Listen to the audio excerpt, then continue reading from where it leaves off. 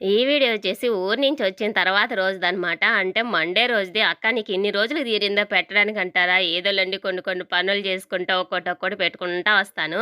ఇంకా ఊరు నుంచి వస్తా ఇంకా నాన్ వెజ్ ఏదైనా తెచ్చుకుంటుంటే ఇంక బొగ్గయితే వేసి పంపిస్తారనమాట. పొలిమేరలు దాటి వస్తాం కదా! అందుకని చెప్పి. మీకు ఎవరికన్నా తెలుసా ఈ విషయం?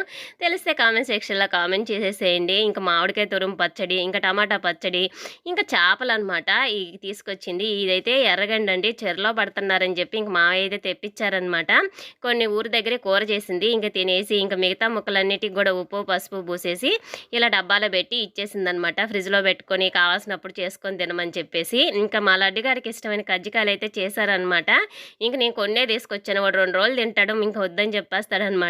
ఇంక ఇలాగైతే అవన్నీ కూడా సర్ది పెట్టేస్తున్నాను. ఊర్లో ఫ్రెష్‌గా ఉంటది కదా కరివేపాకు, అది కూడా కోసుకొచ్చి పెట్టారు. ఇలా అయితే బొగ్గైతే ఇంక కాగితంలో పెట్టి పెట్టారనమాట. ఇంక ఇలా చేస్తారండి వచ్చేటప్పుడైతే మటుకు.